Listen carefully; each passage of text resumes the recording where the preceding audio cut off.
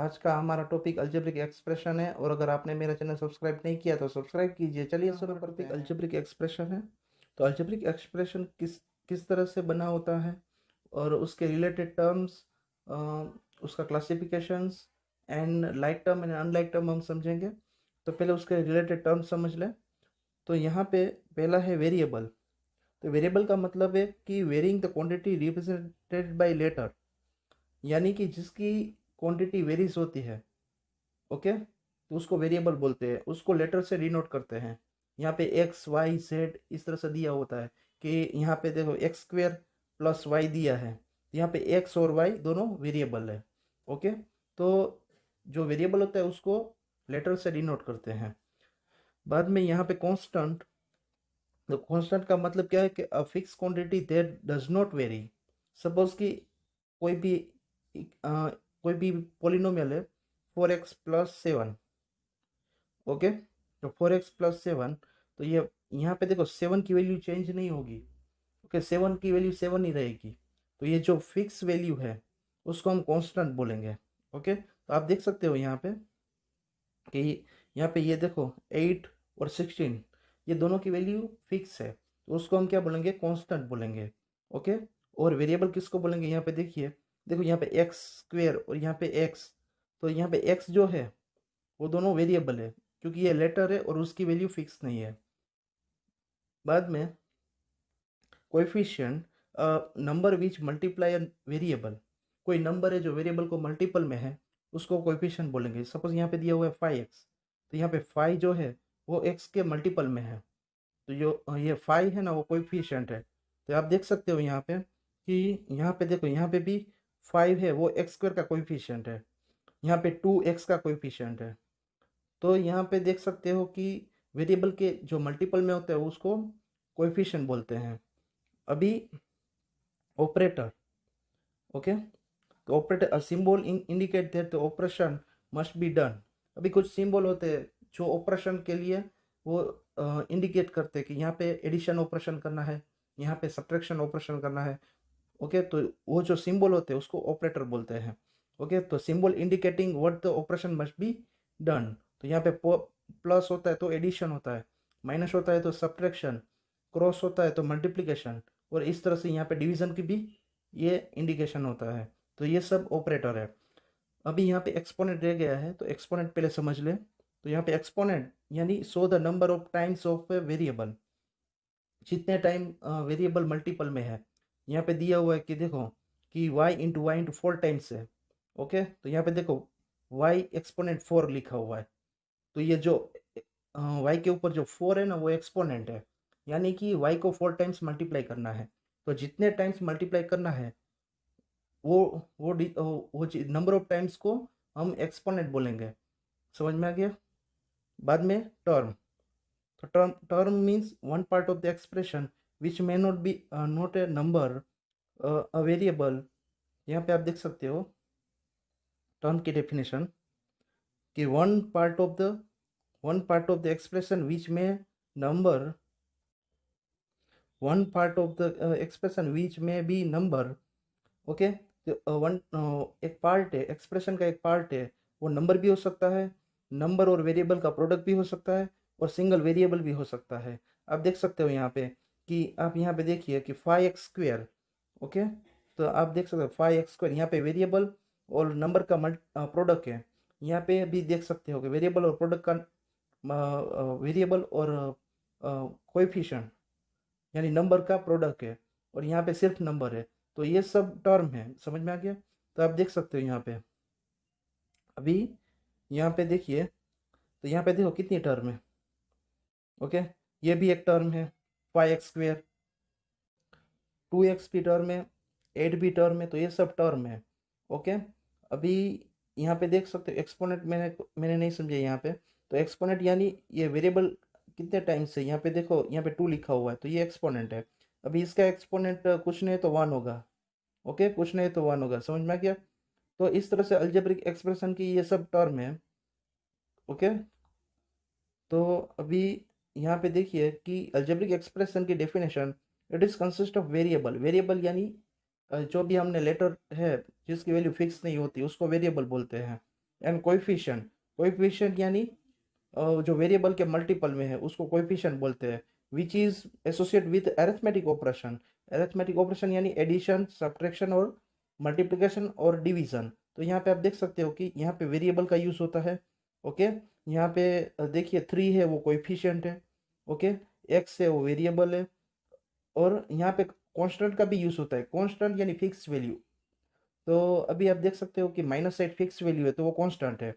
अभी यहाँ पे अरिथमेटिक ऑपरेशन आप देख लें तो आप देख सकते हो कि यहाँ पे जो कोएफिशिएंट है और वेरिएबल है दोनों के बीच में मल्टीपल का मल्टीप्लिकेशन का अरिथमेटिक ऑपरेशन है। यहाँ पे एडिशन का अरिथमेटिक ऑपरेशन है, यहाँ पे सब्ट्रैक्शन का अरिथमेटिक ऑपरेशन है, और यहाँ पे आप देख सकते हो x/2, तो डिनोमिनेटर में 2 है तो यहाँ पे डिवीजन का अरिथमेटिक ऑपरेशन है। तो यहाँ पे अरिथमेटिक ऑपरेशन से जुड़े हुए हैं, ये सभी टर्म अरिथमेटिक ऑपरेशन से जुड़ी हुई है। यहाँ पे एसोसिएटेड लिखा है यानी सभी टर्म अरिथमेटिक ऑपरेशन से जुड़ी हुई है, और ये वेरिएबल और कोएफिशिएंट से बना होता है। ओके, कांस्टेंट हो भी सकता है, न भी हो सकता है, ऐसा जरूरी नहीं है कि कांस्टेंट हो। ओके, तो इस तरह से अलजेब्रिक एक्सप्रेशन होता है। अभी यहाँ पे आपको क्लासिफिकेशन देखना है, तो क्लासिफिकेशन ऑफ पॉलिनोमियल। अभी पॉलिनोमियल का मतलब क्या हुआ कि poly means many, नोमियल means term यानी मेनी टर्म्स। तो बहुत सारी टर्म होती है तो उसको हम पॉलिनोमियल बोलते हैं। अभी यहाँ पे मोनोमियल का मतलब क्या है, तो मोनोमियल का मतलब ये है कि कोई सिंगल टर्म हो, एक ही टर्म हो, उसको मोनोमियल बोलते हैं। Okay, the polynomial containing one term which में बी नंबर, नंबर भी हो सकता है, देखो यहाँ पे -5 है तो वो मोनोमियल है। बाद में वेरिएबल, ओके, सिर्फ वेरिएबल भी हो सकता है तो x/y वो वेरिएबल है। And product of numbers and variable, अभी वेरिएबल और नंबर का प्रोडक्ट भी हो सकता है, तो आप देख सकते हो। तो यहाँ पे 5x², तो अभी 5 नंबर है और x² वेरिएबल है, दोनों का प्रोडक्ट है, समझ में आ गया, तो वो भी हो सकता है। तो इस तरह से आपको ये मोनोमियल क्या है वो आपको समझ में आ गया। यहाँ पे सिंगल टर्म हो तो मोनोमियल बोलते हैं। अगर दो टर्म है, यहाँ पे देखो, यहाँ पे दो टर्म है और बीच में एडिशन अरिथमेटिक ऑपरेशन है जिससे जुड़ा हुआ है, दोनों टर्म को एडिशन ऑपरेशन से जोड़ते हैं, तो ये दो टर्म है ना, उसको बाइनोमियल बोलेंगे। तो polynomial containing two unlike term, unlike term का मतलब क्या है वो हम अभी नेक्स्ट टॉपिक में अभी समझेंगे। तो अनलाइक टर्म का मतलब मैं एक टॉपिक है वो मैं समझाऊंगा। तो अभी आप इतना समझ लीजिए, दो टर्म है तो बाइनोमियल। ओके, यहाँ पे दो टर्म है तो बाइनोमियल, दो टर्म है तो बाइनोमियल। अगर थ्री टर्म है तो थ्री टर्म में क्या होता है, ट्राइनोमियल।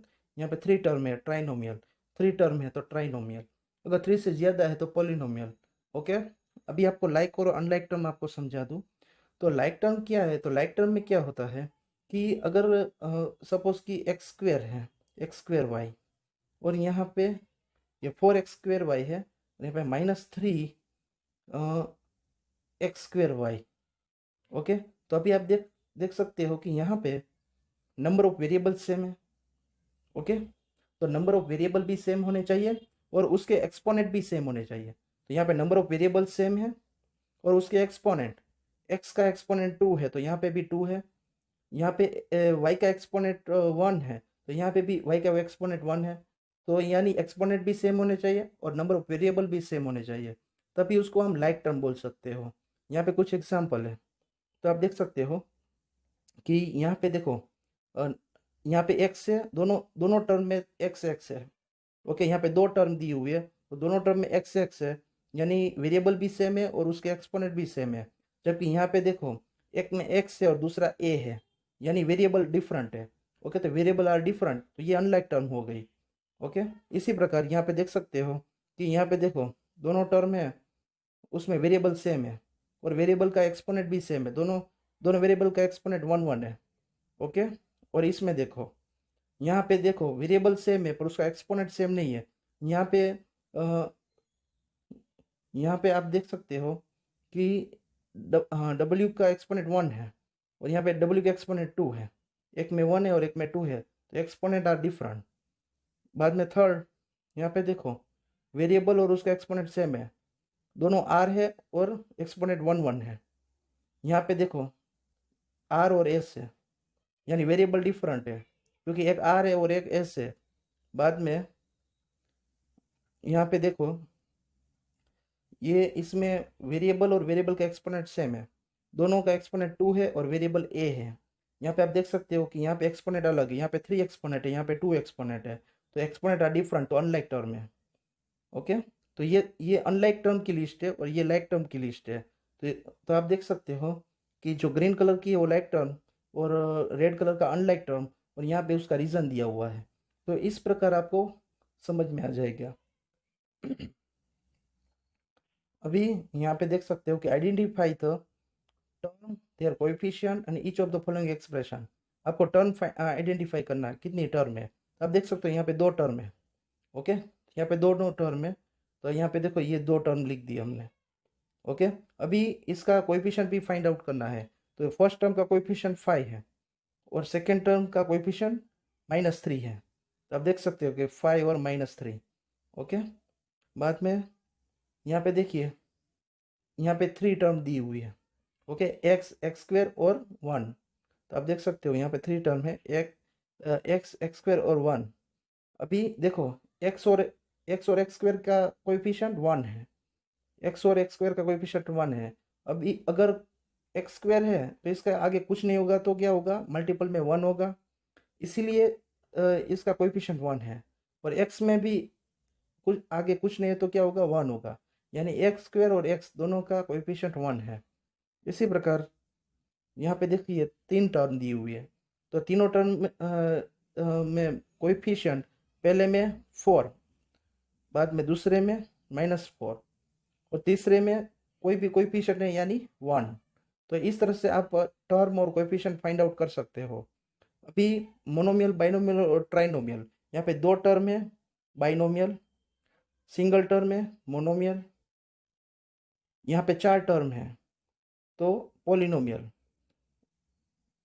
बाद में आप देख सकते हो यहाँ पे 3 टर्म है ट्राइनोमियल, यहाँ पे 2 टर्म है बाइनोमियल, 3 टर्म है ट्राइनोमियल, 3 टर्म है ट्राइनोमियल, यहाँ पे 2 टर्म है बाइनोमियल, 2 टर्म है बाइनोमियल, यहाँ पे आप देख सकते हो सिंगल टर्म है मोनोमियल। ओके, तो according to number of terms से क्लासिफाई किया है। Thank you for watching my video. अगर आपको ये वीडियो अच्छा लगा हो तो मेरी चैनल जैमिन एजुकेशन को सब्सक्राइब कीजिए और बेल आइकॉन को दबाइए।